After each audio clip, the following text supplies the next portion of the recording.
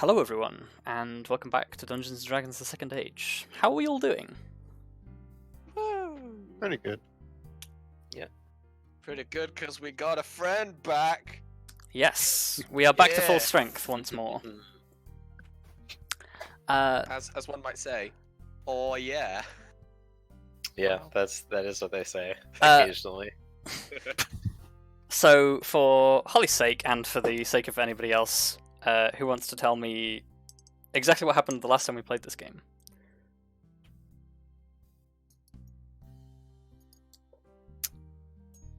Oh god, where did we Don't start? make me pick someone. I don't remember where we started. Yeah, I'm also thinking because we. So, you started Oh, yeah, in the the Amber morning, Eagle actually. stronghold saying goodbye to a friend. Ah, yes, of course. You said that so, dramatically, and... Yeah. Well, it was a very dramatic scene, or at least the previous events were.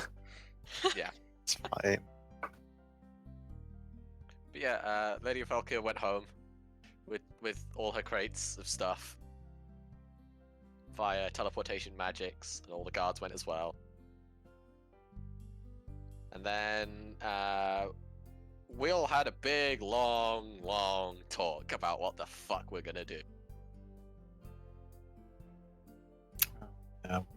But I don't remember the finer details. Well, we discussed a little bit about like upgrading, like how we're going to spend our money and the keep and all that stuff. One of the more important things that we discussed was definitely how we were going to approach the Cabal. And we actually made the final decision to go meet the Cabal. Or, well, I say meet. Go kill the Cabal. Yes. Well, like, you still have to meet him, you know, to kill him, kind of, but... True. I mean, I guess that's not incorrect in this case. Technically, we do still have to comply with their demands to go to their base to kill them. See, that was the Agreed. real accomplishment of last session, is that we came to an agreement on any of Yeah. that. Yeah, yeah, you said that was- you Yeah. said that, and I was like, oh dang, you guys actually made a decision. That's Yeah. We made a To be decision. fair, it's not necessarily a decision that everyone is 100% happy with. It's just Well- a decision. There were no good answers, as always. There was no option brought up that everybody was going to be completely happy with, so we did our best. We all have to be slightly unhappy.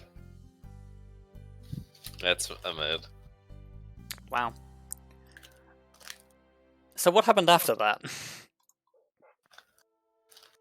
We did small bits of prep that consisted of making some wooden stakes. Yeah. I feel like that is pretty much the only real prep that we... Oh, wait, there's one big thing. Oh yeah, and we also hid the evil artifact in a safe in our base, and then magically sealed and magically hid the safe with magic. Yeah, you sequestered the safe with special criteria so that it can only be recovered by yourselves. Or someone in possession of all of the items that we designated. Yes. Yeah. Yeah, alternatively, or by somebody who kills all of you and takes the specific items that you chose. And knows where it is, and that was even a thing that we did. We did not exactly document it very well, but it's fine. We didn't document it at all, and we specifically took to hide it by saying all of it while within an area that could not be targeted by any spells. Well, to be fair, Vondal vaguely knows about it, so there is someone out there. Yeah, but Vondal's not going to write it down.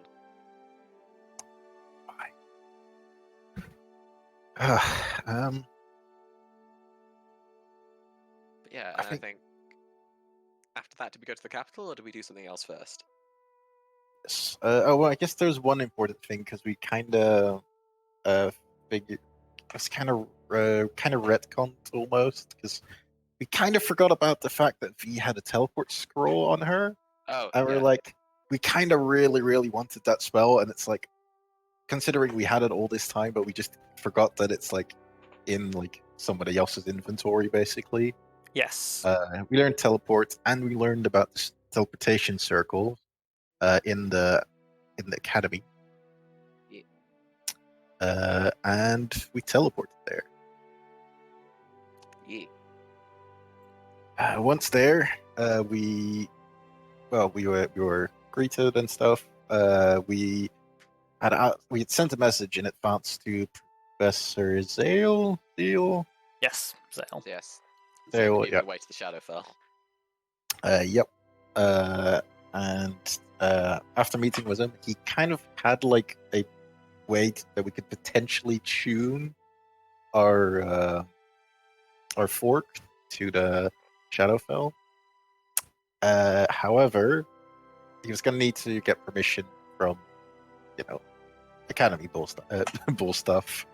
Bull Wow. stuff. That's an interesting mix between, official stuff and bullshit there. Well, it's the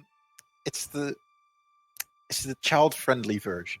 Anyway. Is it? Bull- Oh, I'm sorry, I ruined the child friendliness of this episode. We've never been child friendly. No. On Yeah. Second Age. YouTube, do not mark this as child friendly. Fuck. I'm just making sure. But yeah, we agreed to help. Kind of split in 3 teams. Let's see. There was Arya and Kallistrate that went Yep. for the Arya and Kallistrate gonna diplomacy help. route. Yeah, they're going to try and help convince the higher ups of the academy that they should let Professor Zale go ahead with the experiment. Elizabeth See- and Zale are going to go and prepare the finer details of the experiment and make sure it's all ready. And Lithari and Grim are going to go off and do some research. Yes. Oh yeah, we're gonna see if there were any mental protections. Yes. Yeah. Which is a bold thing to send Lithari to do. That's what I'll say. Well, I mean, of course we'd send Elizabeth, but Elizabeth needs to help prep the experiment. Yeah. You were the well, I guess in hindsight, You you were the could only probably one have left. you could probably have been sent on the diplomatic mission, or like on the convincing the council. But it's just the way it turned out. hmm See, the other thing about the convincing the council thing, I didn't realize until after we'd agreed to do it that Zale wasn't coming with us to do that. So it's fine. F. It's okay. We'll write you notes about the specifics of the experiment in case they ask you. No, see, Kelariis is not concerned. I am concerned. Oh, There is a difference. to be fair though, your role in the negotiations is basically to say, "Don't worry, if stuff goes wrong, we're there." Well, You're not there to reassure them it's safe. You're there to go. If it does go wrong, we're here. Yeah, and then just You like know, gently decorated flex without honorary like actually citizens. flexing your arm. Yeah. gently flexing. Oh my god. Caesar like gently flex to convince some people that everybody will be safe and things Yeah. will be taken care of. Well, no, you put your hands on your hips and you like kind of do that kind of flex. And do the Macarena? no, Like really? what? Where were we going like this? I was gonna say, is No, this you flexing obviously or is this you trying to cross your impress Luka? arms. Like, No, obviously you cross your arms because that Oh. that already causes tension in the muscles. yeah, So you don't have to Uh, like obviously flex. yeah. Yeah, but like then you can't do the like hero pose where you like stare into the distance. Kelariis is not about the hero pose, let's be real. Also, you can do the hero pose and stare into the distance while you cross your arms. It's just a slightly different type of hero pose. It's Anyway. just the is this music guy, but it's is this flexing? I love this. Is this flexing? Oh god. Is this Anyways, a we're getting pigeon? very off topic here. This is fine. Yes, it is. So, I guess the question is, which story do we want to resolve first? Which of the groups?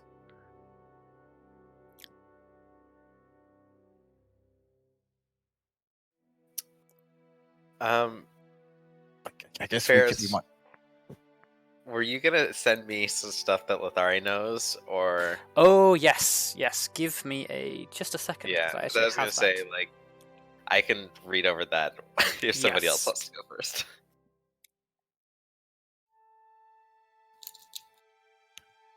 Considering I was Lithari, I guess I'll wait. Should we So, rock, paper, scissors for it? Persuasion group or Zale's team? Yeah, should we rock, paper, scissors for it? I feel like Zale's team going first might be more convenient because then you have more, like then we can have like more details from Zale that he like has conveyed to the diplomacy team.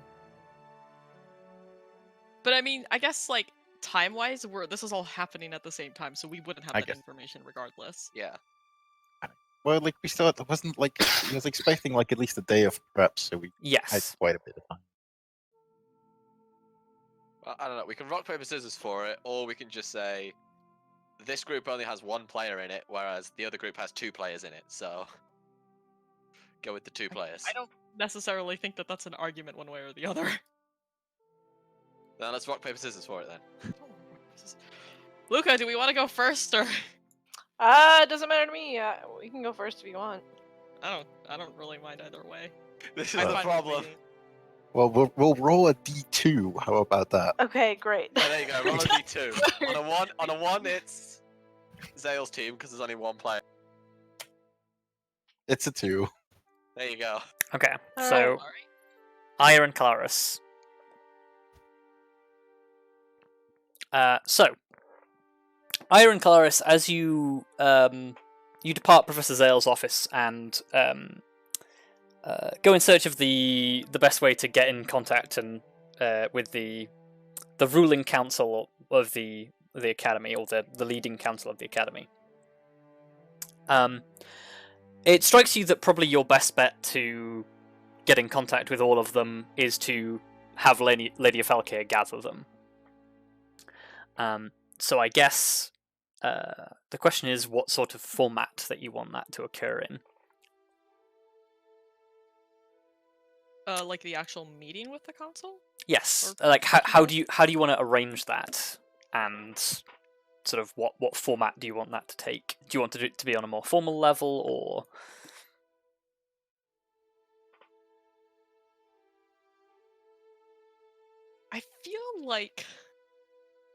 I feel like doing something really formal is or like at any sort of like properly formal level is not the best idea for us, because I don't know if either. I guess I shouldn't speak for Arya, but I don't think Kelariis is very good necessarily at formal that's not military-esque.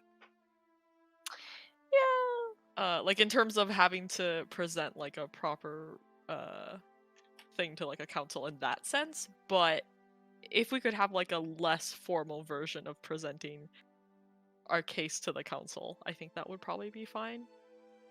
So not have Yeah. it set up as like a full I Okay. don't know. Yeah. So less of like a formal open room presentation and more of a more casual meeting. Okay. So you find Lady of Falkir easy enough, and you tell her of your plan to discuss this project. And she says, well, I can certainly get you an audience. Considering everything that you've done, I think there's quite a few people among the Academy's senior staff who'd like to meet you. Well, an audience would be much appreciated and would be helpful. I'll see what I can get, but be cautious how you approach them. The council is they're very set in the way that they like things to be. Anything that sort of disrupts their usual methods of working tends to be met with a little resistance.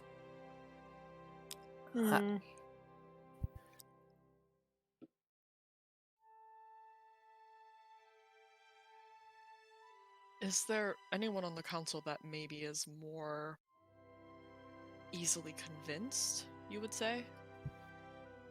Somebody to maybe appeal to that could help sway the others?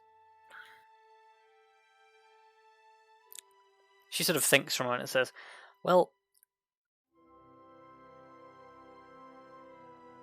being who I am, the senior members of the Academy tend to listen to age, seniority, or skill. Well, we have one of those things. Great.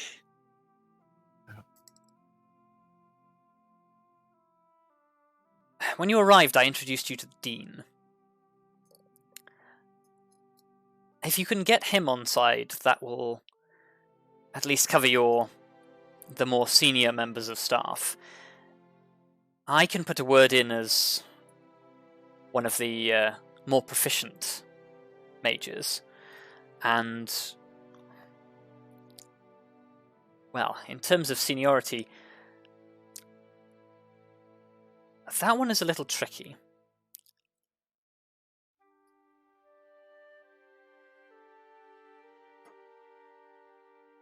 I mean, even having 2 points to work off is very helpful. I think those are the best ones to focus on. The Academy itself is, well, there are, within any organisation, sort of influential tribes, shall we say. I doubt you'll be able to appease or convince all of them, but if you can get enough for a majority, then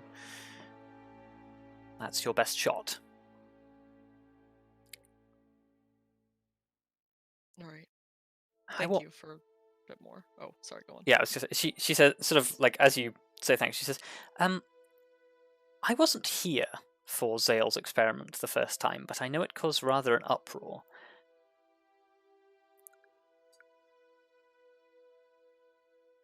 I suppose the question I'm asking is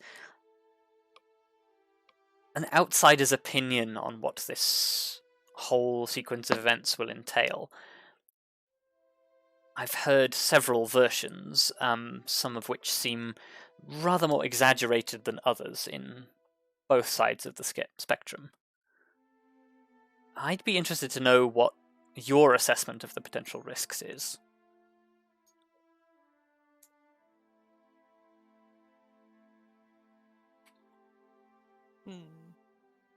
I mean, I kind of also look at Arya, because we're the only two people out of this group that went to the Shadowfell, right? Correct. Fuck. Okay, great.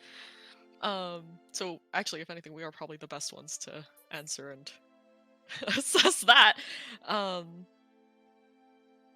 Well, I mean, considering what we experienced when we were there, it's not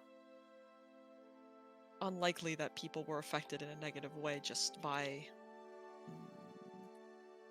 not the presence, but I guess for lack of a better word, the aura of that kind of area being opened. We can also deal with anything that might come through or otherwise, I guess, form itself out of whatever power that presents. That's not something I would be concerned about while we're here.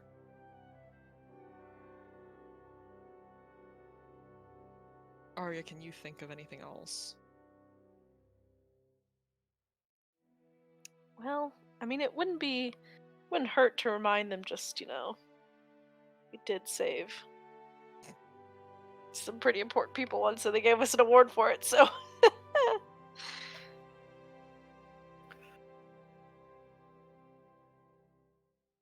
I see.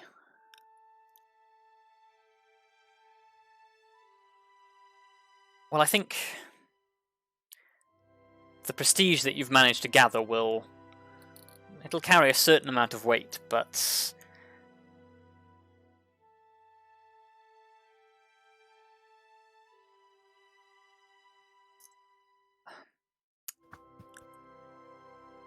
I think perhaps I will say no more and let you do the talking in the actual event.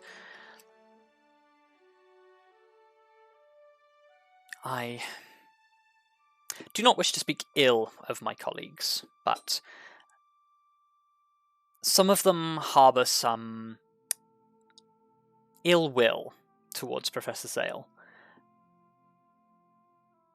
Partly due to both his age and his race, but others due to previous confrontations.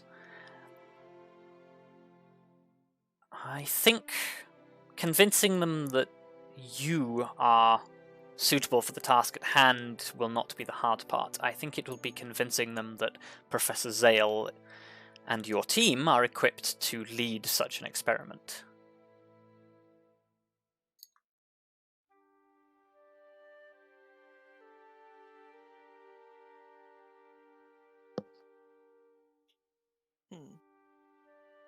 Well, we will. I believe that they are. I believe that Zale is definitely the person to lead the experiment, and I believe that the rest of our group is more than capable of playing whatever role it is that we need to play in helping. So, we can convince them.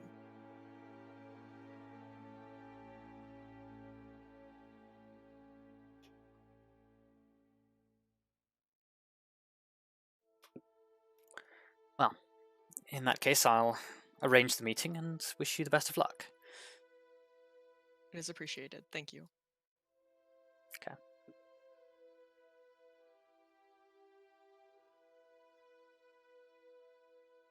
Okay. Unless there's anything else, you depart. Yeah. I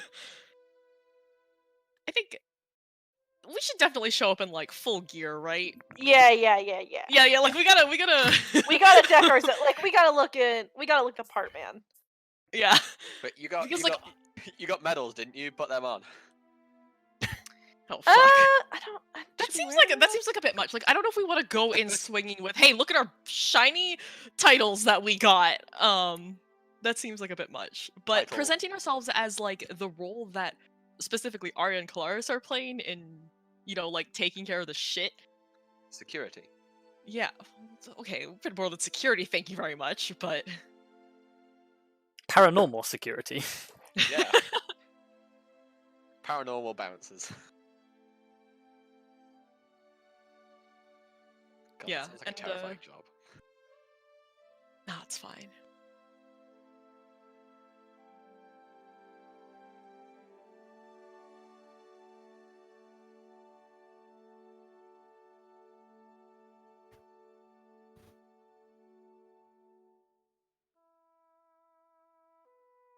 Oh, Ferrous. What is the name of the dean? I know. I think you may.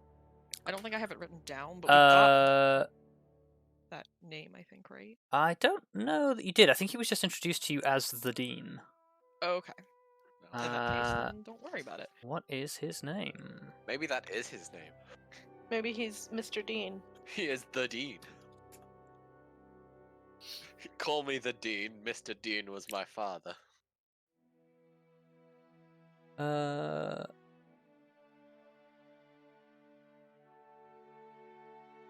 The Dean is Wroughton Asherlake. Oh, one name. That sure is a name. Wroughton Asherlake.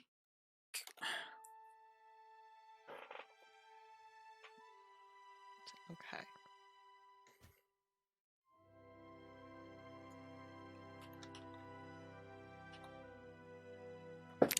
Okay. So I guess while that is being set up, we will skip to a different group.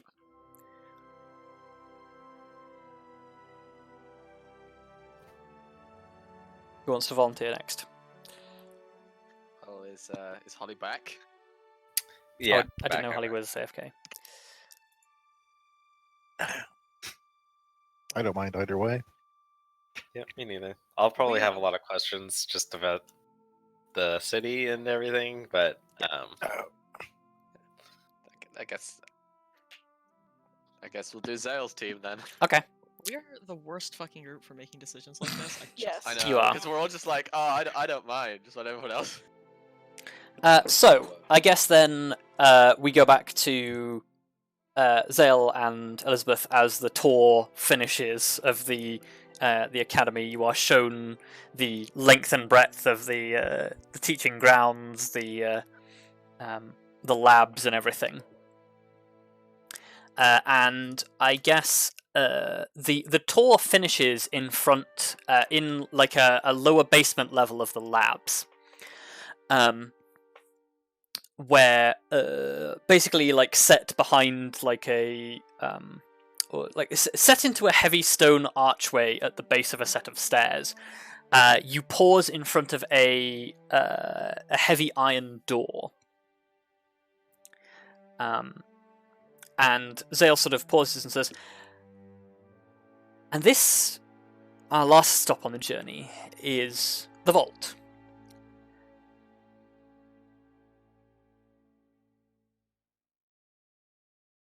This place is... sorry, yeah, carry on. This place is a... it's a... what's the best way to describe this from Zale's perspective? This is the vault. It's a collection of artifacts and items that the Academy has obtained over the years that we consider generally on the dangerous side of things that shouldn't generally fall into the hands of general populace or anyone who would want to misuse them.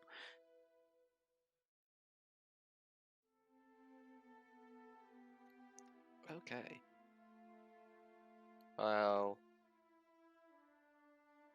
I guess I know which room to check if some weird stuff's going on or there's suspicious people walking.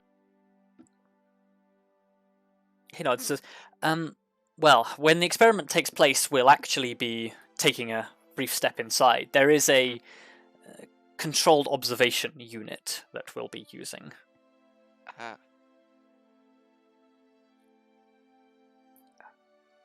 He sort of like looks around for a moment and says, "I don't suppose it'll hurt to give you a short introduction." Are you sure? I don't want to get you in trouble. He sort of smiles and says, "I think it'll be fine. Most people tend not to come down here, and, well, I have the necessary clearance that I can at least give you a brief look around. I will say, before we step inside, the vault is very well protected from magic. I know you have the ability to teleport to various places. Whilst inside, that sort of magic will be suppressed. You won't be able to... essentially nothing from outside the vault can affect anything inside, and nothing inside can affect anything outside. For good reason. So... just don't try anything like that. You know what? I wasn't thinking of casting any magic whatsoever while we were inside. Just better safe than sorry. Exactly. The second thing is, there are some rather unusual artifacts in this place. If you begin to experience strange sensations, hear unusual things, let me know immediately and we'll get out of there. Okay. He sort of steps up to the door, performs a handful of gestures, and the doors crack open slightly. And he sort of pushes them... Elizabeth makes a point of not looking at the gestures. Okay. Yeah, he pushes the doors open, gestures you inside. As you step through into the space, you immediately feel a magical dampening effect as you step through the doorway. Any magical effect which you are currently under ends.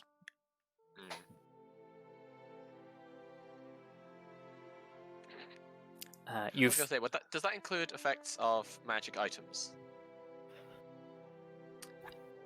No, just active magical effects. Okay. cool. I didn't you- have any of those. You've experienced a similar thing before when you stepped into the warded space previously in. I think it was in Rorksgate. Yeah. Yeah. It essentially dispels all magical effects as you step through the doorway. Well, I didn't have any of those, so Yep. we're fine. Yeah, you step through into the vault, and immediately, like the two of you stride down this long stone corridor inside that looks to have like at regular intervals has like a number of what's the best way to describe? I guess they appear probably like sort of like hunched sort of stone figures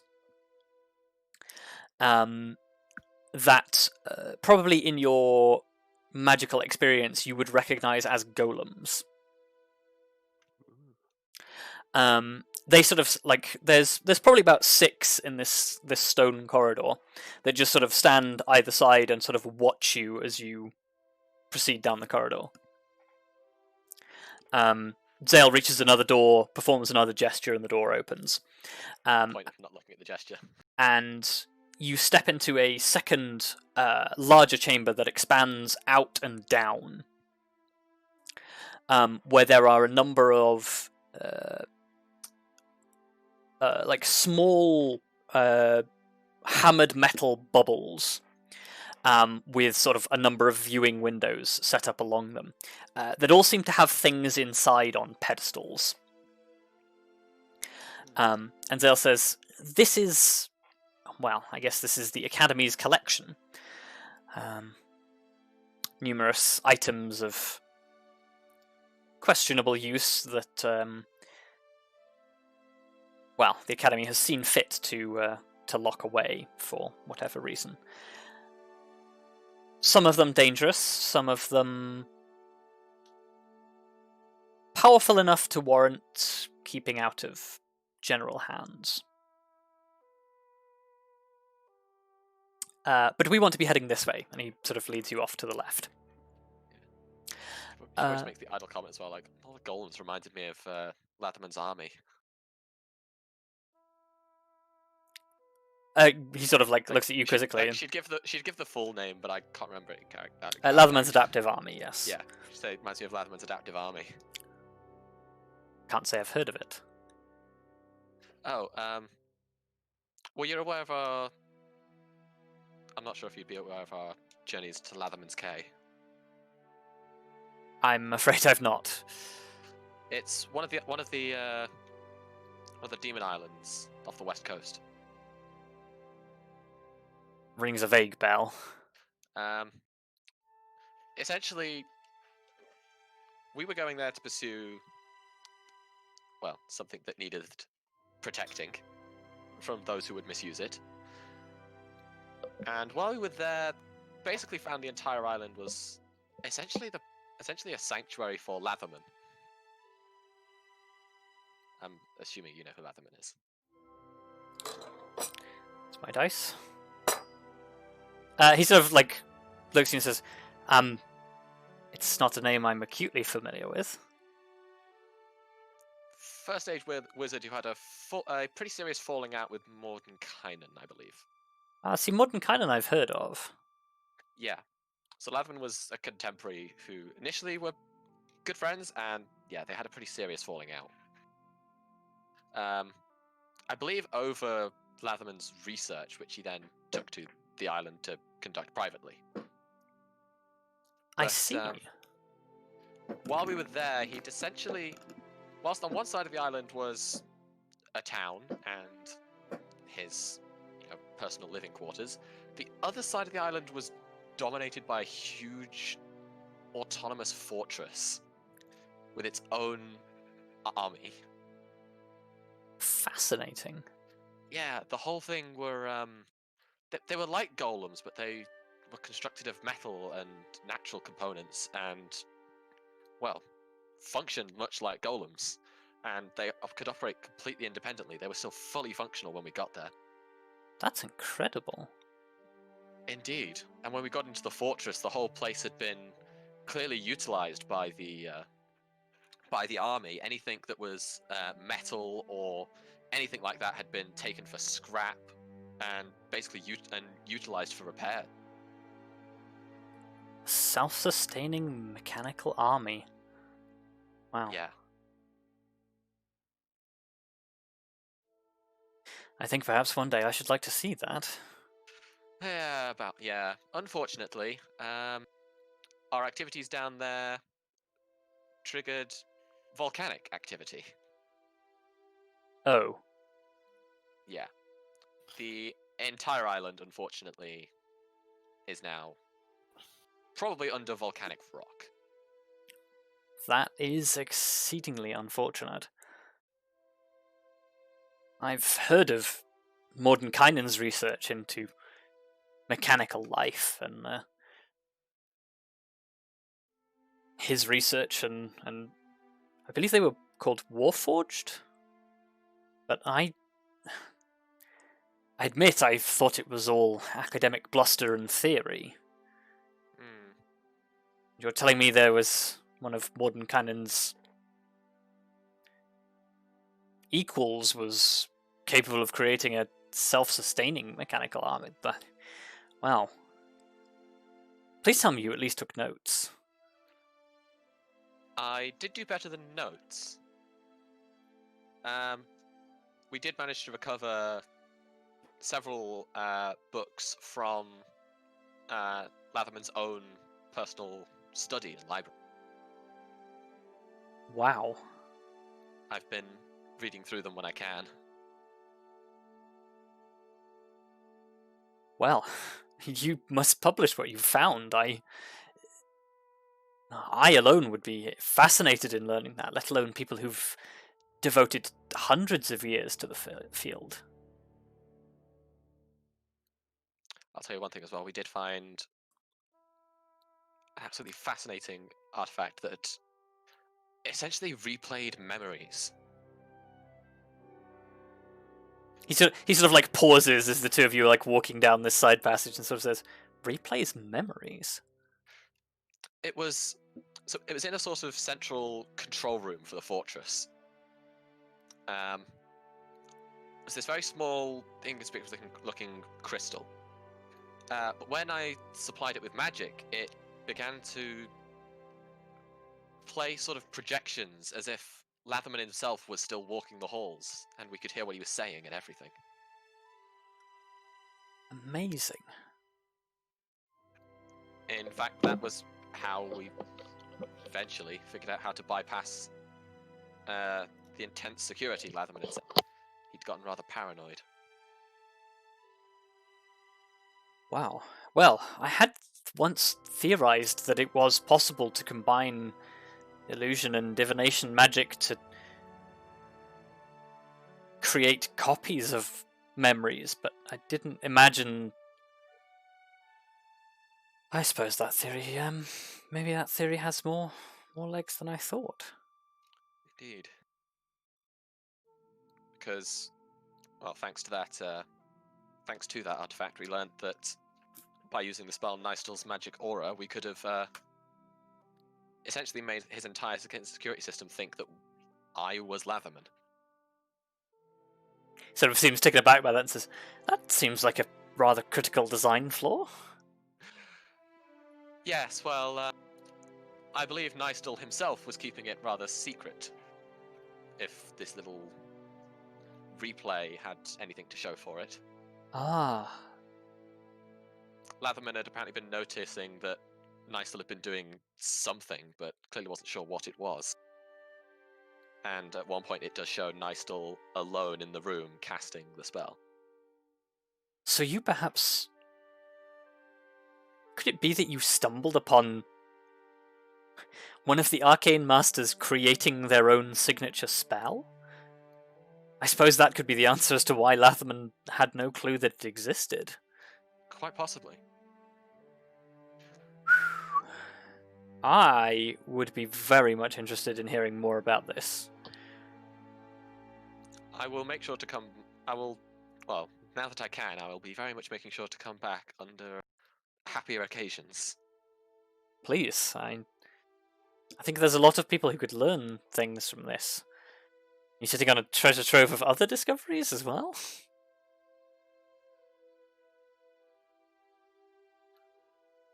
Aside from the books and this crystal, no. Oh. At which point she'd probably like remember a thing which I have of course forgotten about until the end of last session and go, oh, there is, well, it's not so much an interesting necessarily magical find, but an interesting historical find. Which was, we did also manage to find a dress which presumably at some point belonged to Latherman's fiance. Interesting. Which was not only locked away in quite a secure, chest, but also seemed to have been. It's definitely enchanted in some way because it's survived perfectly intact, no wear whatsoever. Ah. Yes, I'm familiar with such enchantments. So that's at least an interesting historical find. I must admit, it is fascinating to learn these things. I have often wondered how the worlds existed before much of the adaptation of the modern day. After all, magic these days is so formulaic and theorized that sometimes I wonder if there is anything new to discover. But I can't imagine what it must have been like back then, when magic itself was an unexplored science. I don't think magic will ever be fully explored. I think there'll always be something new to learn. After all, if there wasn't anything left to learn, there wouldn't be much point in researchers looking into it, would there? No, I suppose you're right. It just feels like breakthrough these days is so rare. Which is what I'm really... And he sort of like, as you reach a set of doors, as he sort of reaches the next sentence and says, which is really what I'm hoping to achieve here. And he sort of like says, this chamber is where the experiment will take place, but let's go to the observation deck first. And he takes you sort of around the outside of this room up to a window that overlooks a chamber, where in the center there is like a raised platform with a small arch, with a suspended underneath it is a from what you can see from looking down, looks like a fragment of bluish crystal. And he says, this is the experiment, or at least it will be.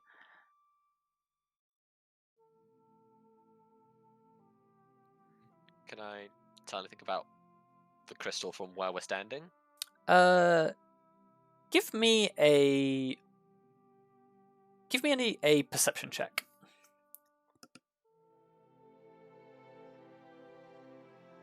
Okay. So, looking down at this setup, considering your arcane knowledge and academic understanding, what he's rigged up here is essentially some sort of catalyzed arcane reaction that is using the crystal as catalyst. Without knowing the intimate mechanics of it, you can't tell what this is set up to do, but this is obviously some sort of... the intent is to focus power into the catalyst and then see how the catalyst modifies things. But yeah, I guess after taking a brief look at everything, she'd probably just say, I can certainly see the potentials as well this has in terms of, well, being a revolutionary discovery. Like, if this succeeds and we're able to attune the fork like this, it would make interdimensional travel quite a bit easier.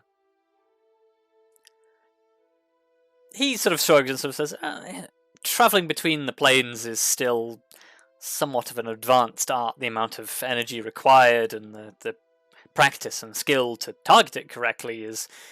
I'm not sure we'll ever be able to circumvent the need for a skilled wizard to do that, but you are correct in that it will hopefully make at least our understanding of the planes much wider. Yeah. I mean, like I said, if what we attempt succeeds, what we've essentially done is subverted the need for a wizard to have visited the plane that they intend to travel to.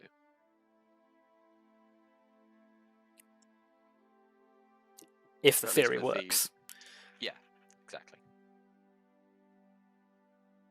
Yes, I should probably give you a rundown of exactly what it is that we're doing. Yes, that would be a good idea. That would be nice. So, and he goes through explaining sort of like the mechanics of the arch is an amplifying mechanism for the catalyst, blah blah blah. The stuff that you just sort of grasped from what you're looking at. And he basically says, the crystal itself is an artifact that we've kept here in the vault for quite some time. It's not really understood how it works, but it's been dubbed Esterian's Arc. It is essentially a fragment of highly resonant crystal. Where it came from exactly we don't know, but it was discovered by a handful of wizards on an expedition,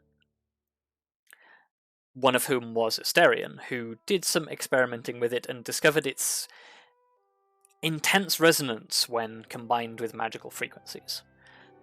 Essentially what we're going to do here is we're going to use the arch to amplify a great deal of negative magic. Things like necromantic schools of magic. We will plough these energies directly into the arc, and then the arc hopefully will create a resonance in a similar way that the Shadowfell does. I'm just hoping it's strong enough to manifest something that we can observe. In the initial experiment, we injected a small amount of power and got some side effects, but that was about it. The test was shut down by my superiors before we could proceed any further.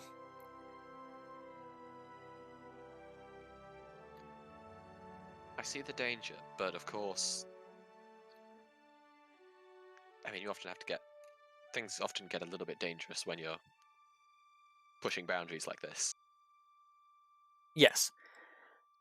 My thesis is that once the arc reaches full power, it will self-stabilize, and therefore won't be a problem anymore.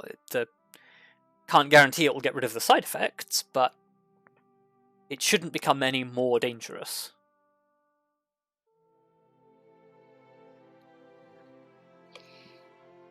Well, yeah, and if what my companions have told me about, and presumably what you could tell me about the Shadowfell, I don't imagine the side effects will necessarily go away. I think the side effects more of the Shadowfell itself, rather than the artifact. Yes, it will. The resonant frequencies of magic will alter within the room itself, and that in turn will create side effects. But you should only need to be in there for a short period to attune the fork, and then we shut the experiment down. I'm just hoping that we get something more out of it. Yeah. And besides, that's why I have you and your friends on standby in case something goes wrong. Exactly.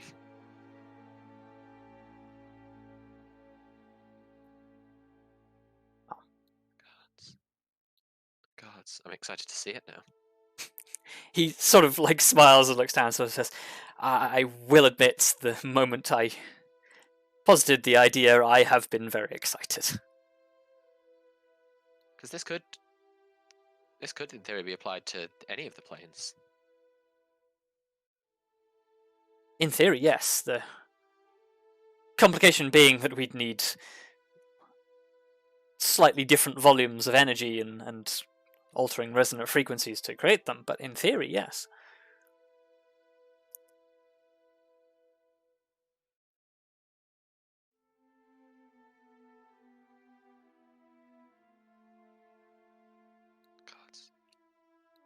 I mean, my head is buzzing, but I don't know if it's buzzing with anything useful right now.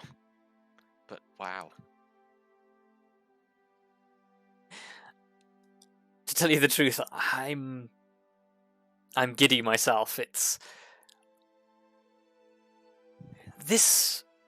Ever since I visited your friends on their travels to the Shadowfell, I've always wondered about the more practical applications of such a well of negative energy.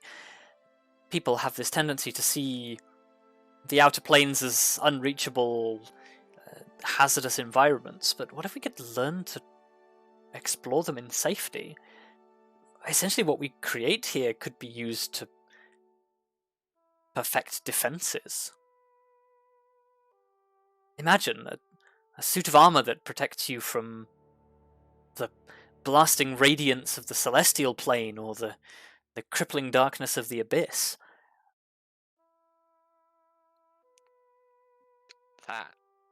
That would be fascinating to see. It would. Unfortunately, I fear that it's generations away from perfection, but to take the first steps here is very exciting. Well, what would you need me to do with this experiment then? Simply put, I need a technician on the inside. Ensuring that the Ark is stable is a two-man process. I will be up here in the observation booth controlling the input, but somebody down there will need to make sure everything is correctly aligned. And that's what you need me to do? Yes. Ordinarily I would use technicians of my own from the Academy, but the dangerous levels will be ramping things up to, or potentially dangerous levels will be ramping things up to. Seeing as you're going to be in there anyway to attune the fork, I think it's best if you do that. Yeah. It should be fairly instinctive when you get down there. Do you know sort of... Do you have an experience with crafting mostly... what's the word for it? Do you have any experience with shaping negative energy? Things like necromancy and the like? I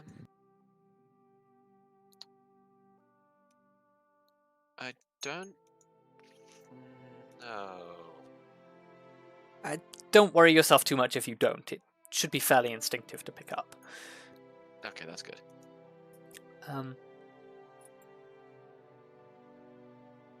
Yeah, thinking about it, necromancy is not something I've dabbled in. No. That's quite right. Most people tend not to. It is somewhat of the more restricted schools. It's, from the art in which it takes its name is most obviously the biggest factor of it, but there are other spells I know certain clerics make use of that have potent destructive effects, and learning to channel that safely can be quite risky. But you have some skill in evocation, correct? Yes. It's a similar process, just the levels of energy you're dealing with will be less malleable. Okay.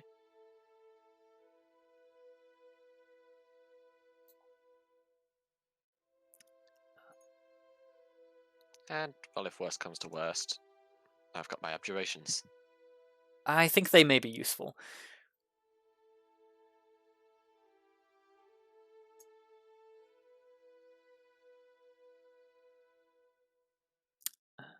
Yeah, and with that, he talks a little bit more about the acute specifics of the test and everything that it is that you need to do. That we don't actually need to go into out of character. And we will skip to the third group. Well, I'm like thinking because we were sent to the abjuration department.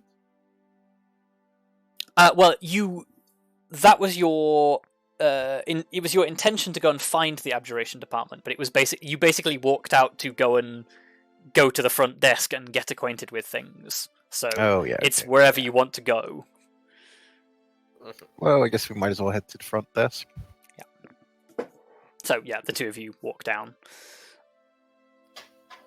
Well, Where are we? Sorry. Okay. Oh, So we are... yeah, as an explanation for Holly, who wasn't here last session and doesn't know the city because hasn't been here before. Yeah. You are in a location that is known as the Arcane Academy. Okay. It is, if you look at the map in front of you, it is this building right here in the Moon District. Okay. Okay. And essentially, because you are in Argen'tel'lyrind, the City of Spires, which is the Elven capital. The Moon District is home to most of the academic and sort of everyday things like the Central Guard Command is here, the Academy is here, a bunch of other amenities and services are managed here in the Moon District. But yeah, you are in the Arcane Academy. You teleported in to the Central Spire, where the teleport circle is. And yeah, you are basically in the middle of the Elven Center for Magic, the center of learning in Elven society. All right. Yeah, and we were... Oh yeah, and we were gonna see if we could figure something out, like if they had anything about shielding the mind from vampires, Okay. because they've messed with our heads in the past. Mainly Elizabeth. Oh, we went considering we have nothing else to do, might as well check it out. Yeah. I had my own inquiries that I'd like to make, but we can make those along the way. Oh yeah, of course. No, I'm sure we'll manage. Like, I honestly, even though they have almost everything here, considering we didn't know about it, I doubt they will have a solution here. But we'll might as well give it a shot. Mm-hmm. Well, yeah, I guess we headed to the front desk. Okay. So yeah, you wander down, and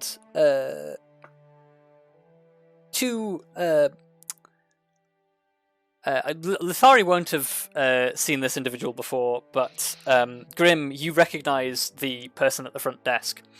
The elderly gnome with the thick-rimmed glasses who was on the front desk the first time you came here is here once again.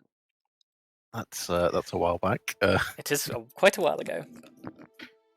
But yeah, as you head up to the front desk, she sort of steps off from her stool onto the desk, and waves down to you, waves up to your companion, and sort of says, "Good afternoon. How can I help?"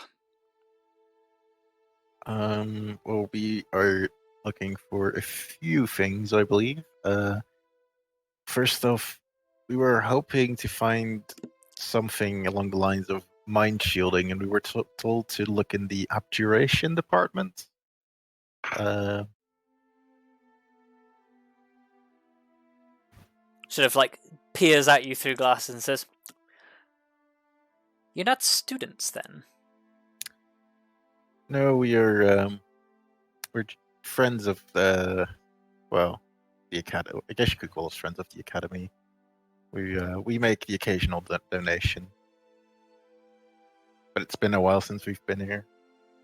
It's been almost 2 years now since I've been here.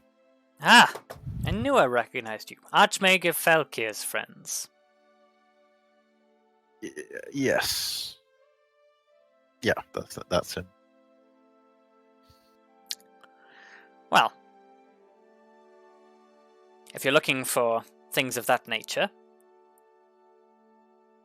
you'll want the abjuration department. She sort of like walks around to the other side of the long wooden desk and sort of says, "Up those stairs, 3rd floor." Thank you.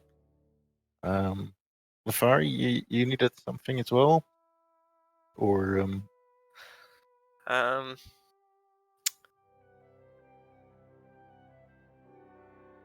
I'm trying to figure out what I could find in a magical academy. Well, there is an extensive library here that covers a wide variety of topics. Think of it like Okay. any university library. Okay. But yeah, as Elizabeth was excited, very, very excited to find out, more than one library. Yes. Do you have any civil records, family records, that kind of thing? We have copies of some. We don't have all of it. You'll have to go to the government district if you want more expansive, but we have some. And where can I find those? You'll want the reference library. Ground floor, 3rd corridor, at the end. Thank you very much. You're welcome.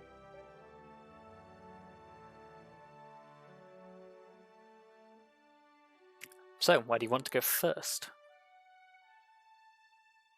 It sounds like the vampire thing is the most pressing, so let's do that. Okay. well, like, eventually, we might as well, we might also check, or I might, like, Grim might also check if they have anything on vampires here, but he'll check that after, I guess. So yeah, off to the abjuration department. Okay. Okay. So, as you enter into the... Oh, where's my thing? Let's change the track as well.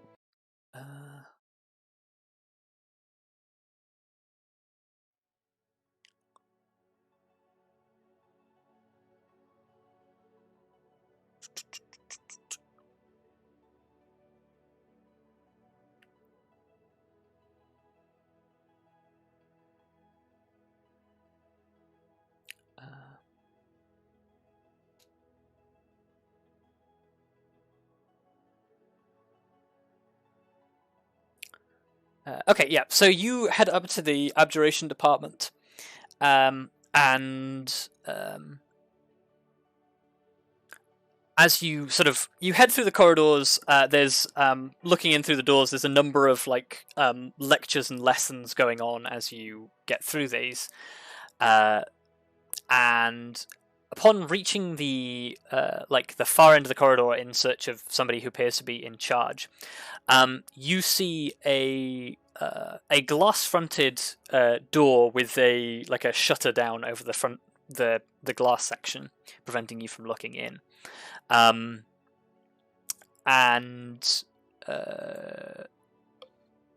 you see basically a sign on the front of the door that says Professor Emi Lauren.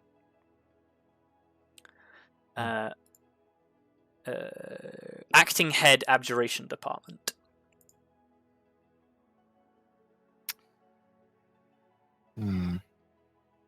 Do we go straight to the head of the department?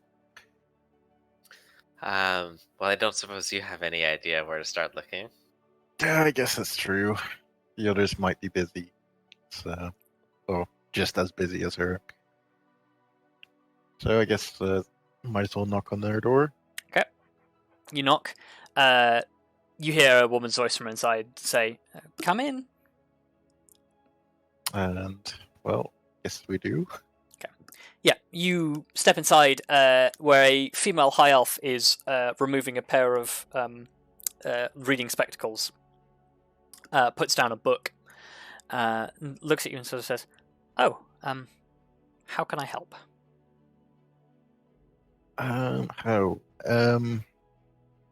Well, we were hoping to learn a little bit more about ways to protect the mind from outside influences. I guess in our case, we should probably specify it's about vampires. And we didn't really know where to start. I know this may sound a little odd. She's giving you like a confused look this whole time.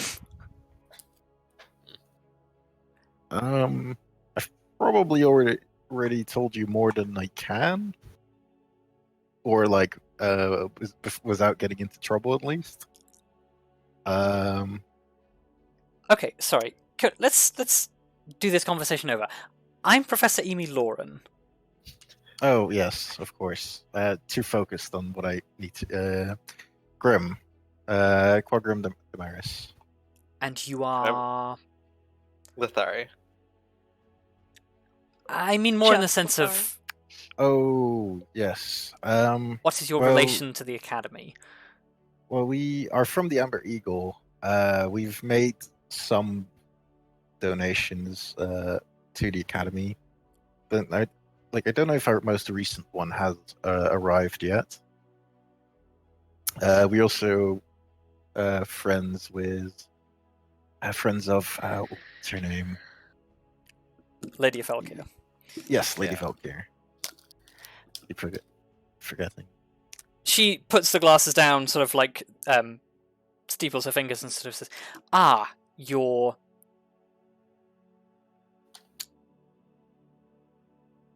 I see.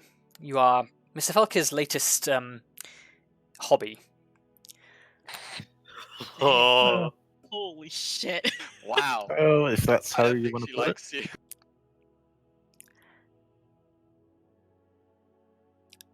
Well...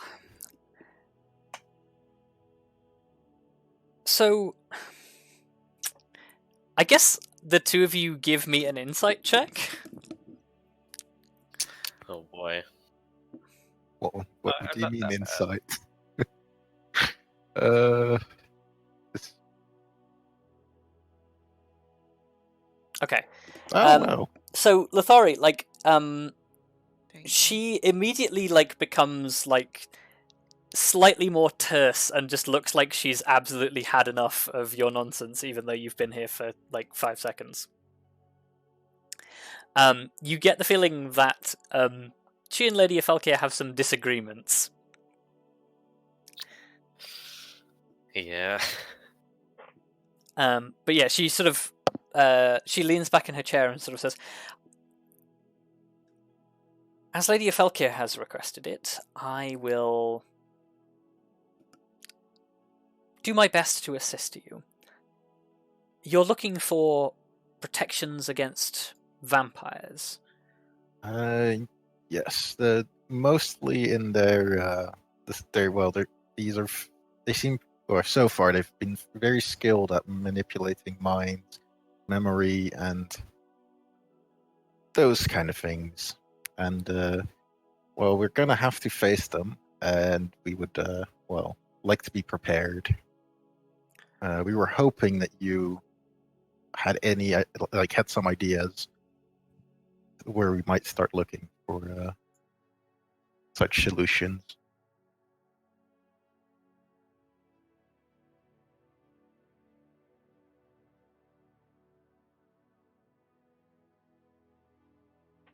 She sort of pauses for a moment and says,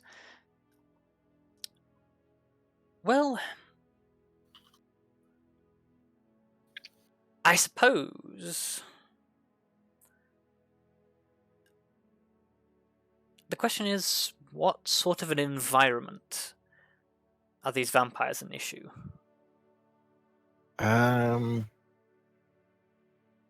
Most likely we're going to be encountering them in Shadowfell, and they will probably in a we've never actually been there, but probably in a city setting, or like if that makes a difference. So you're going to them rather than them coming to you. Well, unfortunately, we we don't have much choice in the matter.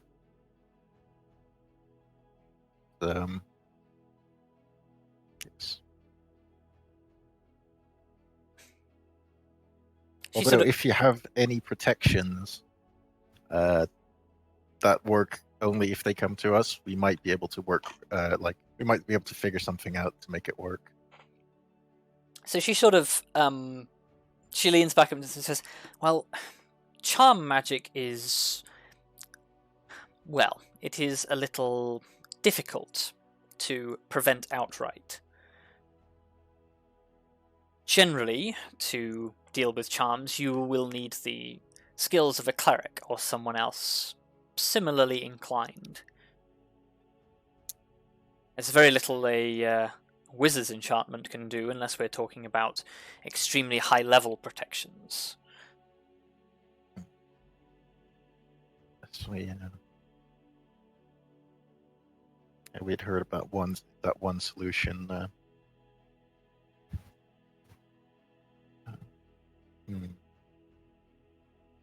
Perhaps we should have brought Fondo along. If you don't have access to such things, there are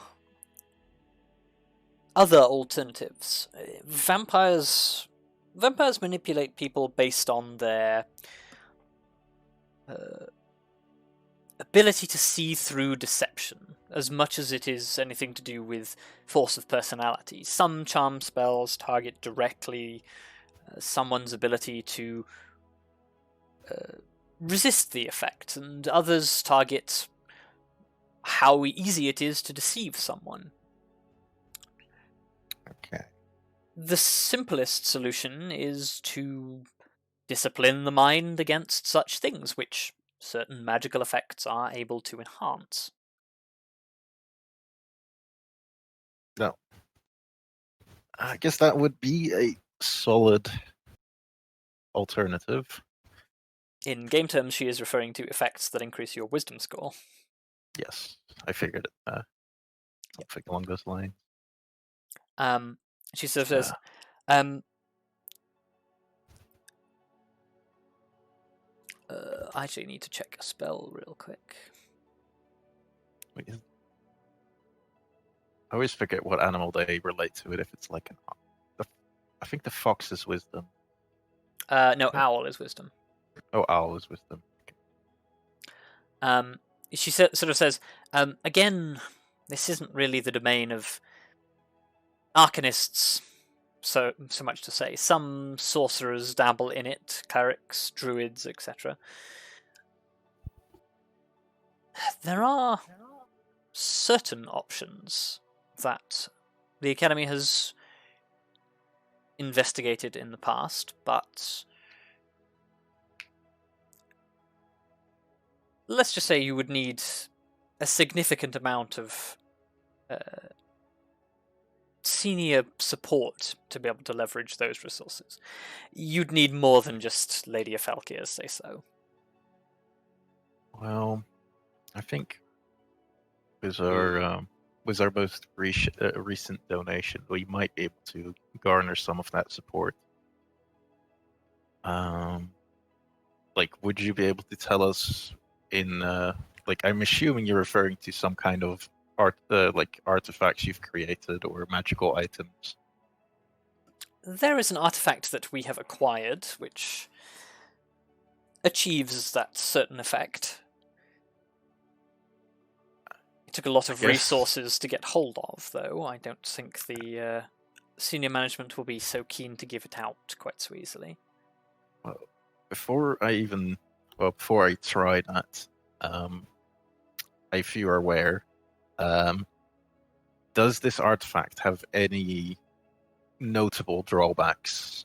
Because usually, or more often than not, that happens to be the case. She sort of looks confused for several seconds and says, "No, this is a supremely designed artifact. There is no side effects. It is not an amateur piece of work." Well, then I guess that it might be worth seeing if we can convince them. Who do we need Well. to speak to?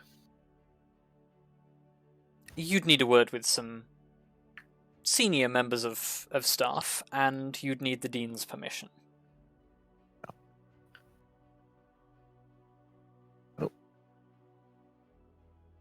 I guess that would be a good. Well, I guess we can try that.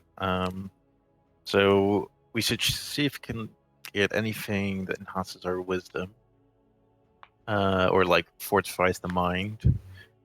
Potentially, if we, I guess, if we could.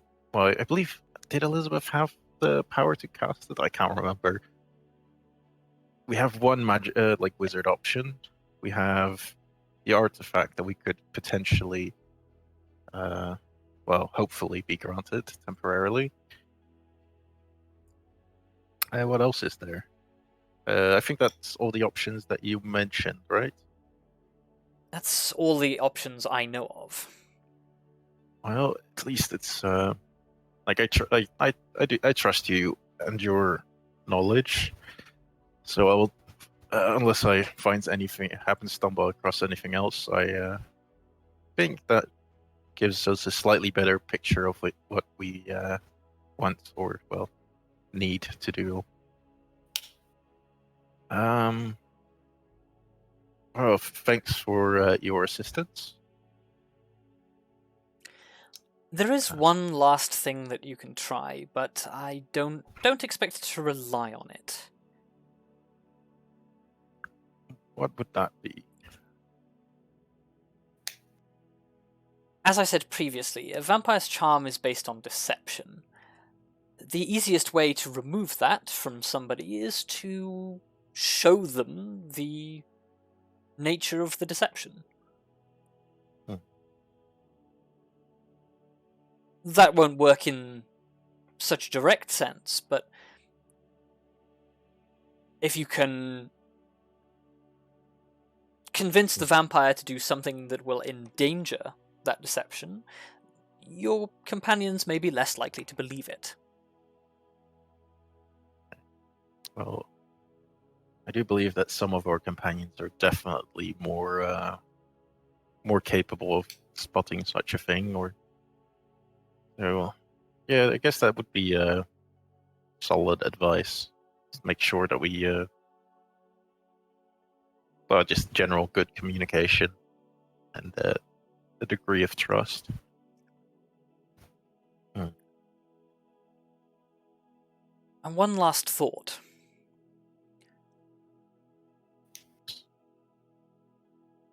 You say you may confront these vampires on the Shadowfell. Yes, most likely that is what is gonna happen.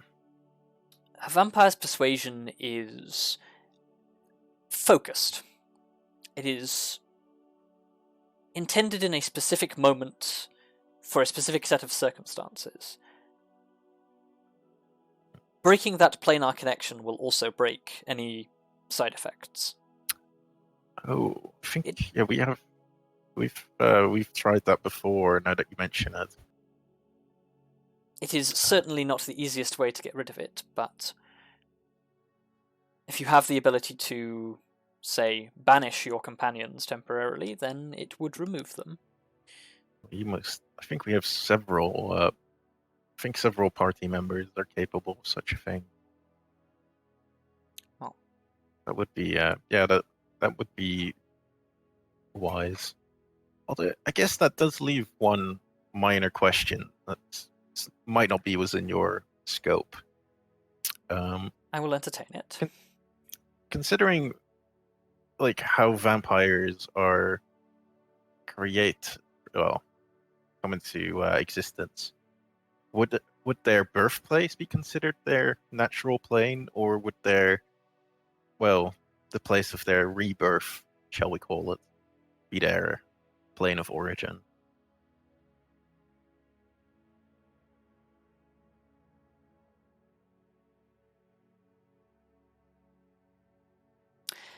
That is an excellent question.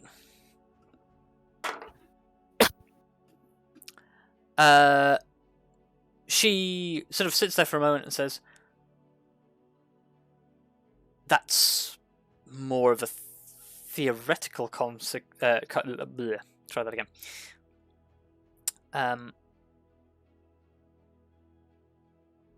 That is more of a theoretical consideration. I suppose, logically, the place of their entombment would be considered their plane of origin. So, if you happen to know that, then that may be of use to you. Well, it's just because I wouldn't be surprised, or if at least some of them were entombed in the Shadowfell for one reason or another. Or who even knows what plane these people are from. They go back to, well, they go way back. At least at least a decade, probably at least a millennia. Knowing from my understanding of vampires, if they have been around that long, then they no doubt will have moved their original resting site to wherever is convenient for them. Yes. Well, that is also what we figured. But thank you for the additional advice. You're welcome. I guess, since we're there anyway, I don't know if you have any interest in the Shadowfell. I have none. Then I guess there is nothing we can do for you there. Well, if we come across anything relevant to your School of Magic, we'll be sure to drop it off. well, if you're returning to Lady Afelkir, please let her know that I have indulged in her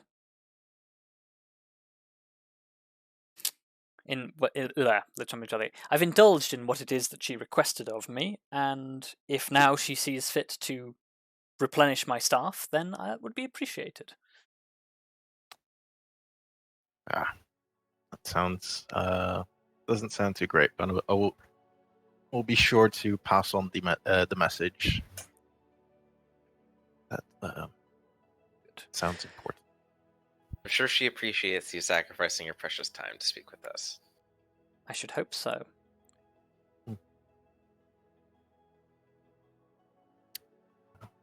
Well, we won't make you sacrifice any more time. Have a good day. Okay. She waves you out and you leave.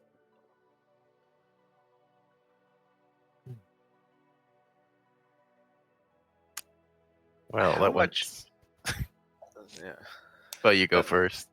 No, I think Lithari would say what she has to say for like a walk and talk sort of situation, but Oh, yeah, mine is similar, just a walk and talk. It's Yep. not nothing special. It was just You walk and talk. well, she seems a little troubled. yeah, she doesn't seem too keen on Miss Afelkir. Yeah. Well, we should. I guess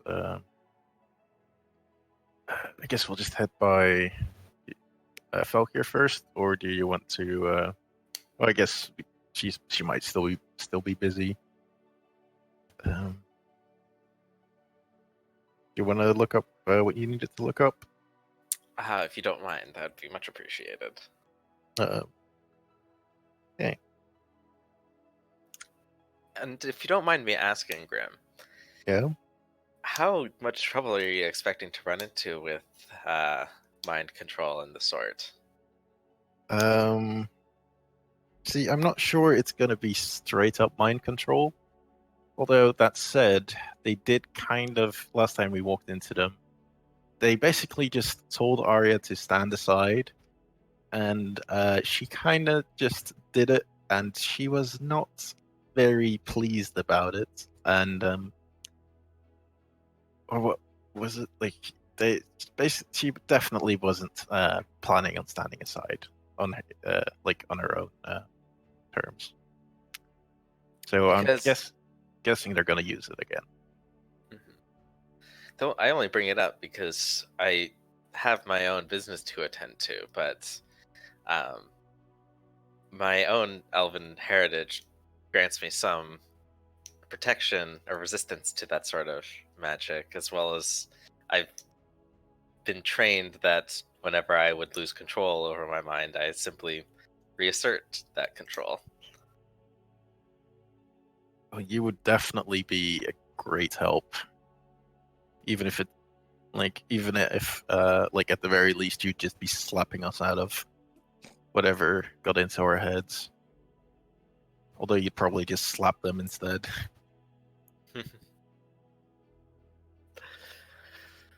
I only bring it up if you do need it.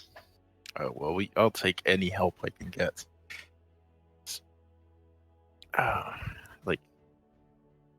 It is. It is.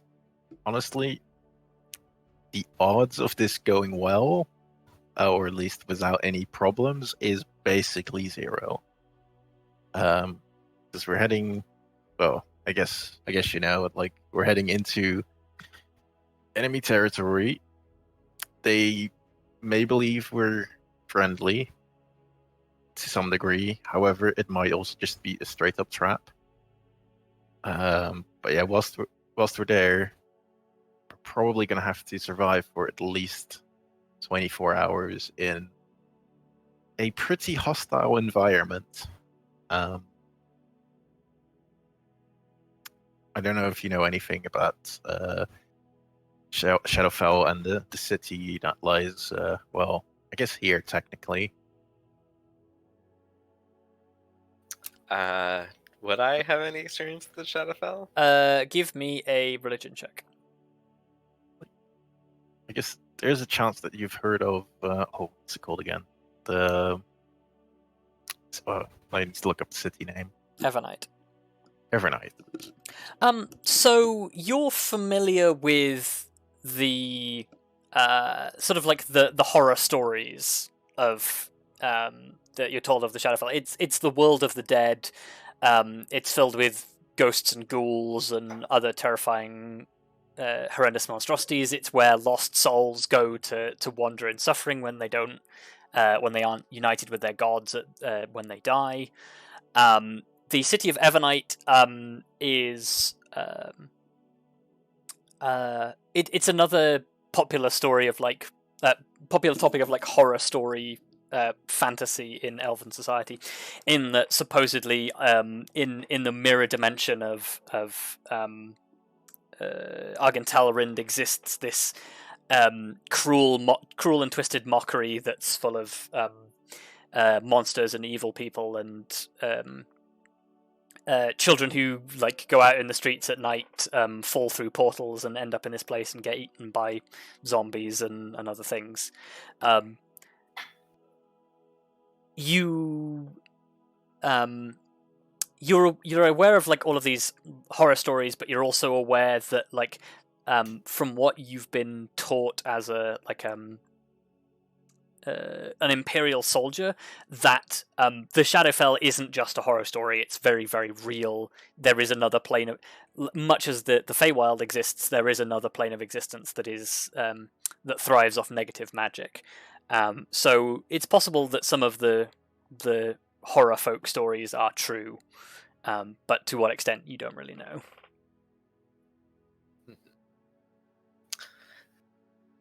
Yes, well, I've heard the stories, and I know to some extent that they have some grain of truth to them, but I have not had the experience of. I haven't encountered any of it personally. Well, I've only seen into it. I don't believe I've actually been in there. You have not, but your companions have, and they have almost certainly told you what it was like. Yeah. But I've heard enough from and I've and I kind of knew about some of these stories as well, to know that it's not going to be a pleasant trip. But hey, I know you're kind of the person that is okay with all of these high risk situations. So Well, if you want in, you're in, and I'll happily take it. I've seen enough unpleasantries for many lifetimes, and I'm not particularly keen on many more before I kick the bucket, as it were. Wow. Well, It's gonna Dang. kick the bucket. But I'm always down, or I'm always up for an adventure. good. Well, I guess we'll have to make sure you. Gonna say gotta make sure it's a pleasant one, but yeah. I don't like those promises you odds. can't keep.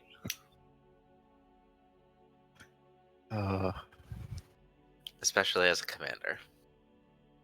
Oh, it's fine. Wait, I kind of missed what you said before, but it's fine. I said, don't make promises you can't keep. Oh yeah. Oh no, well that's why I didn't make any promises. That is definitely but hey. So far we've made it out of everything, so why stop now, right?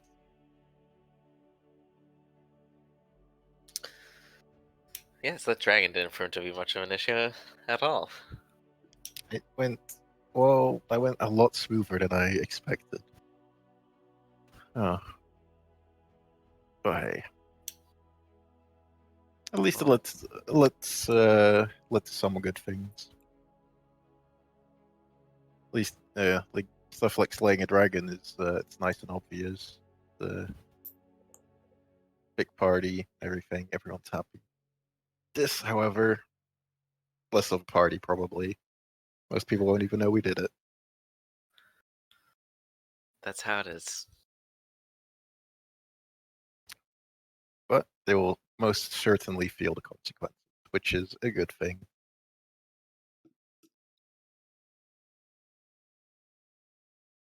Oh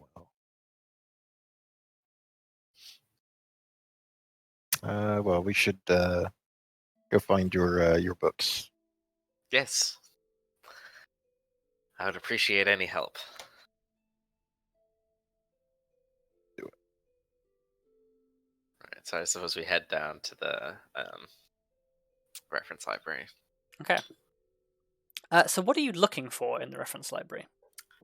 I want to find any mention of the Hylas family. Okie dokie. Make me between the two of you, make me an investigation check. You can either make your own investigation checks or you can help one another. My investigation is bad, is what I'll say. Well, I'm actually half decent at it, so Okay, so I could just basically I think what happens is Lithari just says that she wants to look for this family name, and just like Grim's just like, well, I guess we should look over here. Lithari's just like, that sounds good. So I'll help Grim, I think. okay, that would make a lot more sense. Let's see what. Oh, Holy shit. Okay. yeah, I'm decent at it. Yeah, Grim's okay at investigating, it turns out. Yeah. Oh. Okay. So, Grim, as you sit down to go through some of these records, you do find amongst the very very old records, you find that there is a high list line that is it's almost from what you read of the books as you're going through them, it's a fairly substantial line that has some a great deal of prestige among Elven society. A well liked, well respected merchant family that stretches back generations upon generations, even to sort of like early Elven First Age records.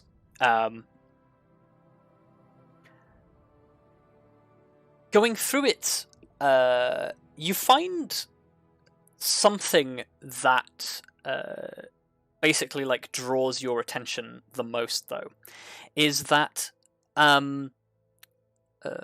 well, actually, I suppose there's two things you find that are of interest to you.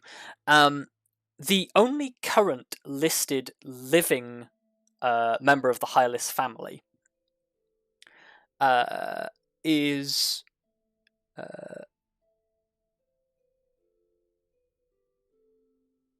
let me look up his name.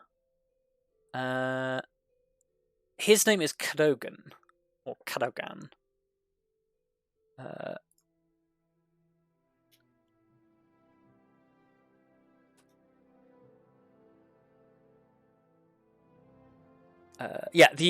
The only record of a living member of the Hylis family you can find is Cadogan Hylis, who is a government official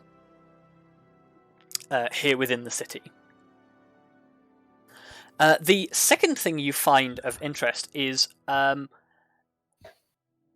is a record of a Hylis marriage way back in the First Age. But as you're going back and looking through the thing as far back as you can take it, there is one branch that is just severed, where there is a listed marriage, but the names have been stripped. Well,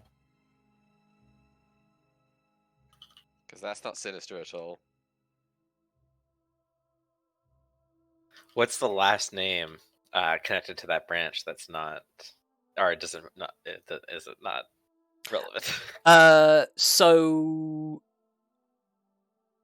the last listed marriage is the last listed thing is the marriage of Urson Hylis to Redacted.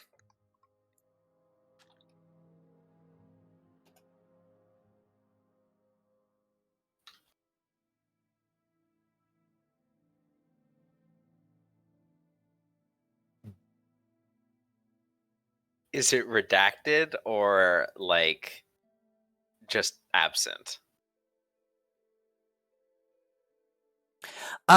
So in the copy of the record that you have, there is an entry for something that should be there. Like there is a recorded marriage, but in the copy of the certificates, it's just like it's a black line rather than any like. Okay. So if you imagine a marriage certificate, there's a place for the bride and groom. The groom is filled with Urson Hylis. The bride is there's just a strike through. Nothing written there, just a strike through.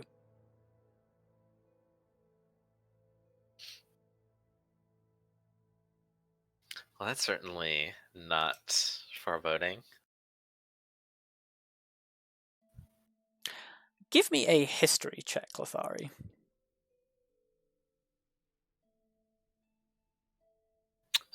I should be good at these because I'm old, but I'm not. Nope. Nope. Well, this happened even before your time, so Yeah. Also, I don't think that's how history checks work, or history works with. Nah, it's fine. It's fine. If anything, your history should get worse as you get older. Yeah. Yeah, But Also, I just don't know if it's like I don't know if it's directly linked to like I'm old, my history is good. well, I think Bitch, it's I more lived through like history. Yeah, that's That's just more what different. it is. Yeah, like, bitch, I lived through history. Oh yeah, name a significant event. We're I living was through on history about- right oh, you're now. a historian? Yeah. Name every time. Name every time. God. Don't tell Elizabeth to do that. She literally starts naming every year that's ever been recorded. 1, Arya 2, would kick her ass 3, before she 4. got past you. I was gonna say Arya wouldn't even be in the room, and she would just come and like teleport She'd in. come into the room and then instantly turn around. Yeah.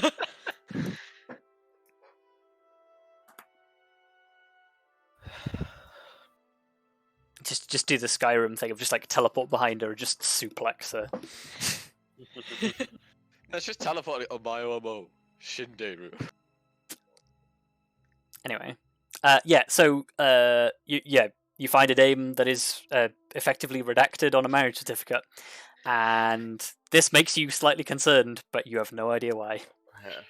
Are there any like librarians around here? Sure. Can I flag one down and just ask them? Is there anywhere where we could find the complete version of this document? She sort of like leans down and says, well, each of these sort of certificates has a issued number. If you go to the government district and give them that number, they can probably try and find you the original. Great, thank you. You note down the number. Yeah.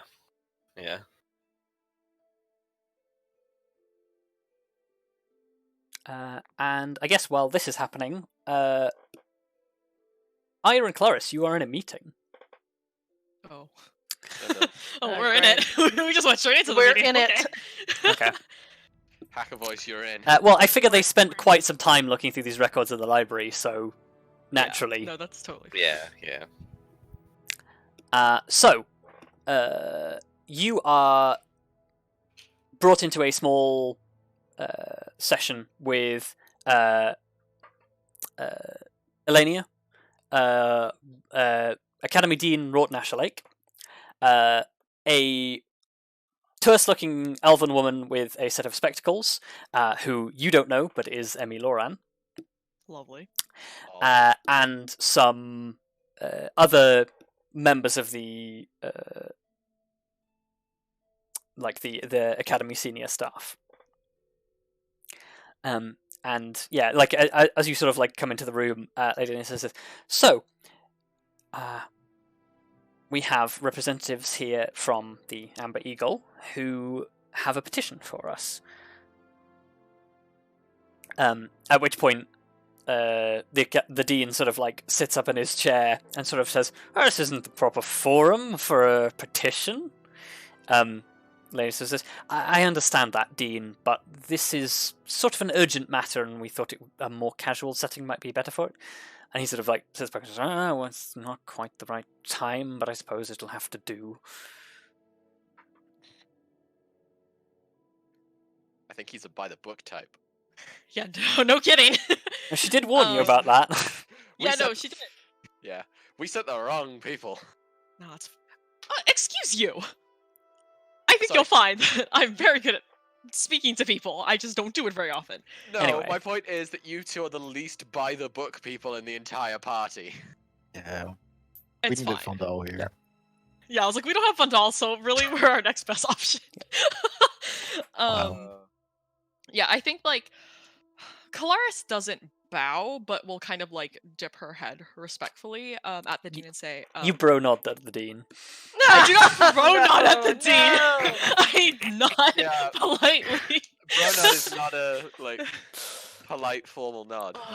Sure Anyway. it is. It's just not in this context. And Kelariis is at least aware to know that a bro nod is not appropriate to the dean Carry on. of the university. Do not bro nod the dean. No, I will like nod politely at the dean and just to kind of back up with what Lady Falkir said, just kind of be apologies. It is, I know that this is not the typical way that these sorts of matters are handled, but it is a bit as Lady Falkir mentioned, time sensitive. So we do appreciate the opportunity regardless.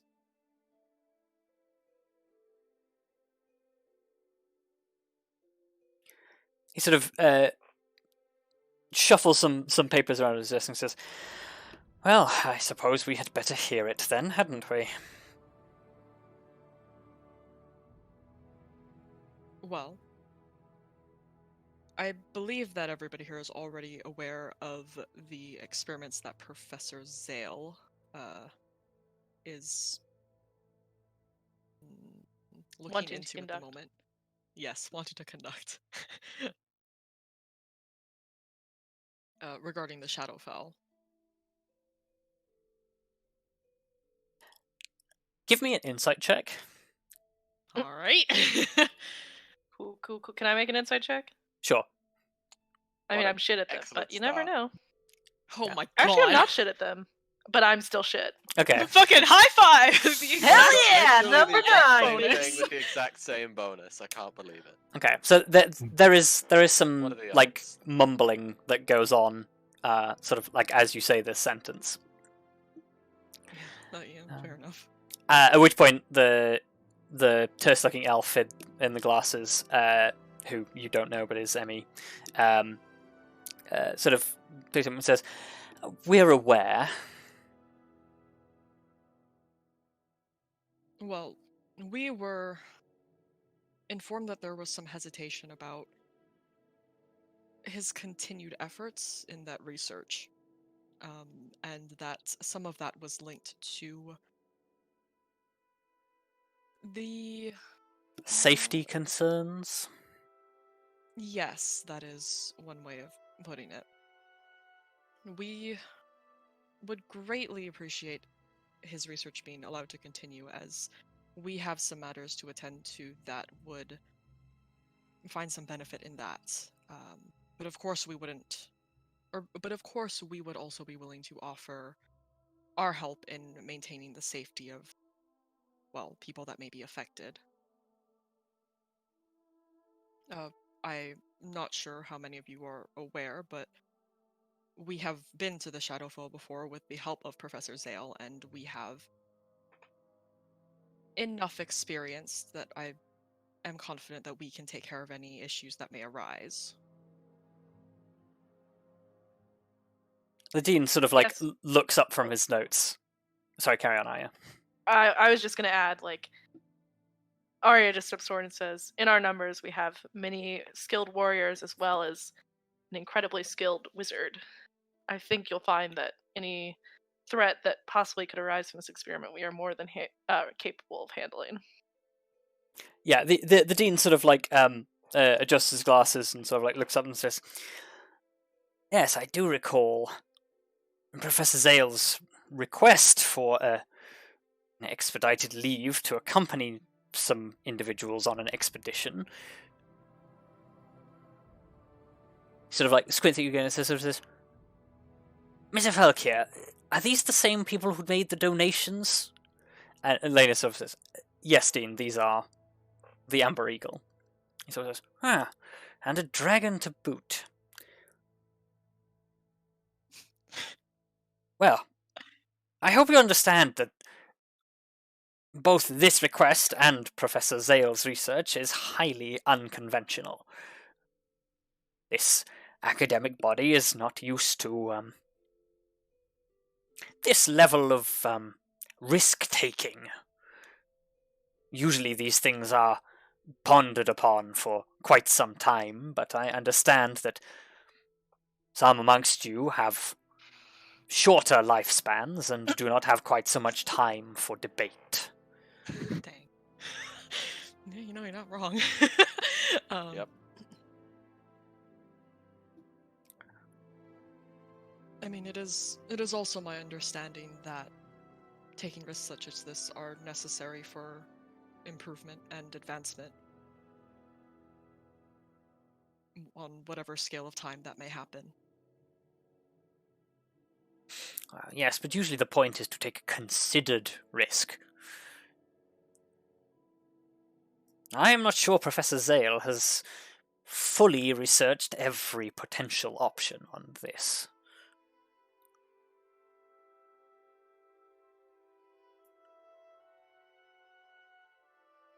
It is our understanding that he believes this to be the best option that is available at this time.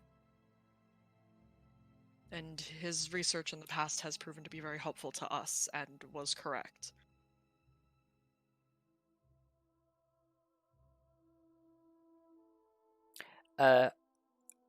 This point, like the terse-looking elven woman sort of like leans back and sort of says, "I understand you're undertaking this research to make your way into the Shadowfell and confront some individuals. Is this correct?" That is correct. What exactly is your intent with confronting these? Well, it seems that we have encountered these individuals before, and they pose a significant risk to the health and safety of the larger population. It's our goal to eliminate this threat and make the world a better place. Hell yeah. Hell yeah. And on whose diktat is this considered the option?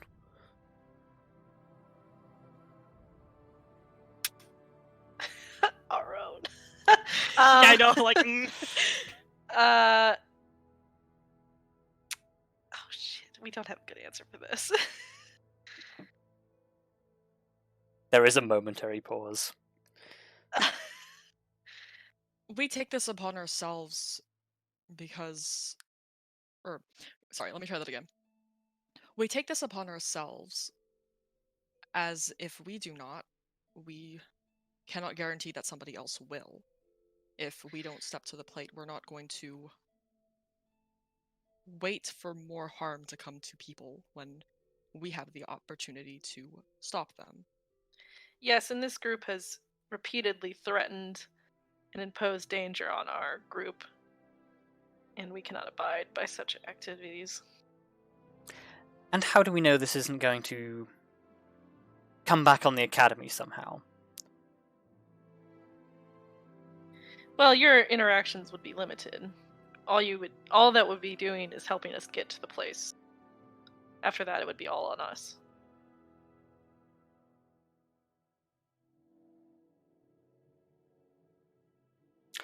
Give me a persuasion check between the two of you. Fuck! Okay, who has the better persuasion? It's okay. I can... Can we count this as being helped? You can count this as being helped, yes. Okay. I got it. Who has the better persuasion? I have a +1. That's it. Oh. Alright. Let me tell you a great story about my persuasion. It's a +8. No. But now I'm really scared because I said that. Yeah, touch wood. Touch wood. I knocked on wood on my desk. Good. Alrighty. Oh, I'm so nervous. Don't fuck this up. I know. I believe. Okay, here we go. Believe. Okay, That 18's alright. pretty good. Not bad. It could be worse. It could be a lot worse. Well, the power of the bro-nod friendship It compels you. Power of Bronods compels you. So, Professor Lauren sort of like considers that for a moment, scribbles something in her notes, and says, "Very well."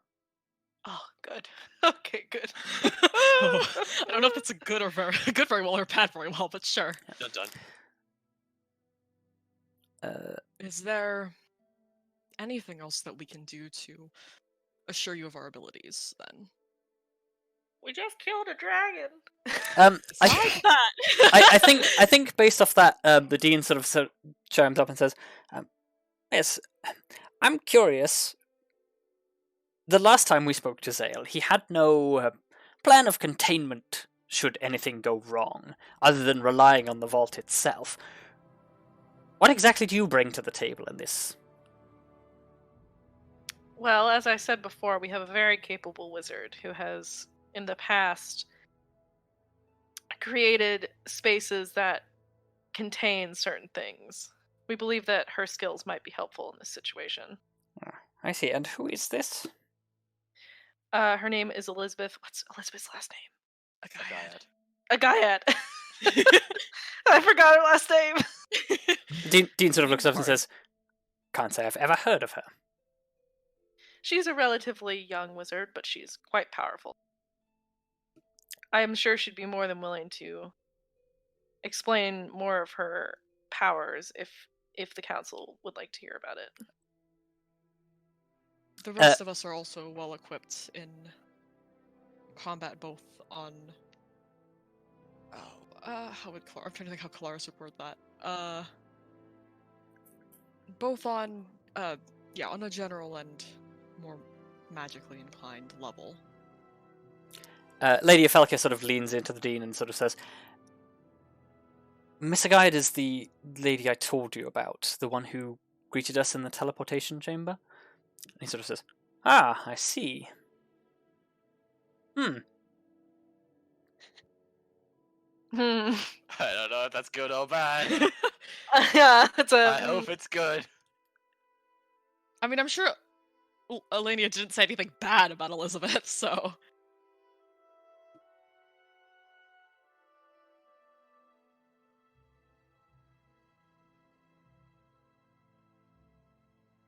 I guess on that, give me one more persuasion check.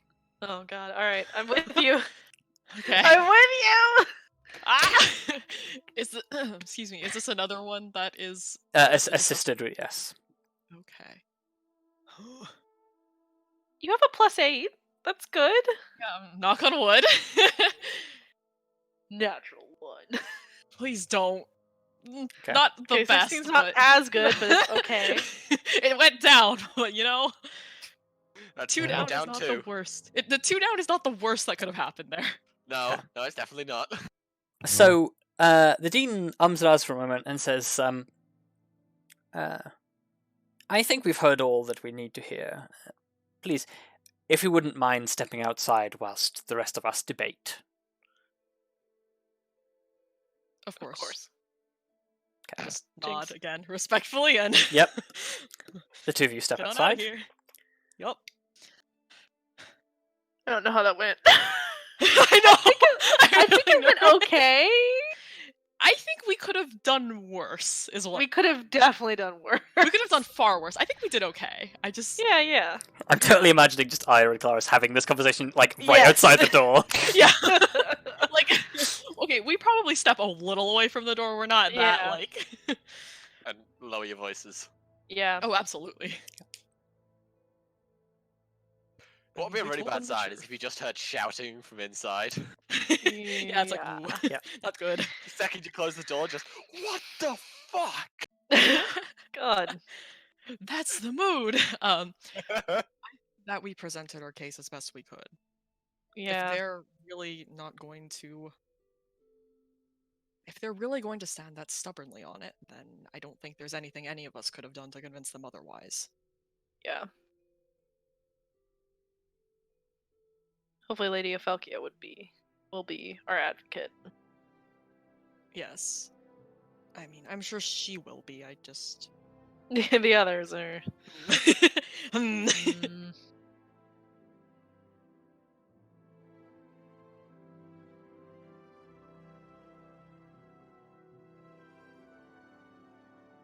Okay. So, a few minutes pass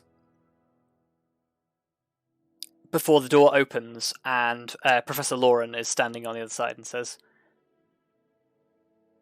"We have debated." Sweats. I know! The same feeling, Luka. Pulls the door open and gestures you to step inside. Okay. Alright. Walks back to her seat. And the dean sort of like shuffles through a bit of paper and looks up and says, "Well, by far from unanimous decision, we will allow this experiment to go ahead. Yay! We got it! On the condition Oh. that Professor Zale knows that his tenure is under consideration until the results of this experiment are concluded."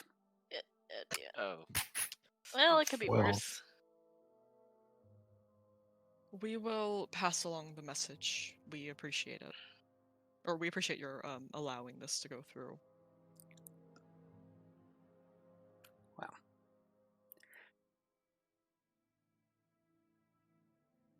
Should anything go wrong, know that your company will be held at least partially responsible. We'll make sure that doesn't happen. I'm sure that wouldn't have any diplomatic ramifications. Nope, definitely not. Totally fine. Like A single yike. a single fine. yike. It's fine. So with that, your audience concludes, and I think we will take a short break. Oof, Okay. the stress.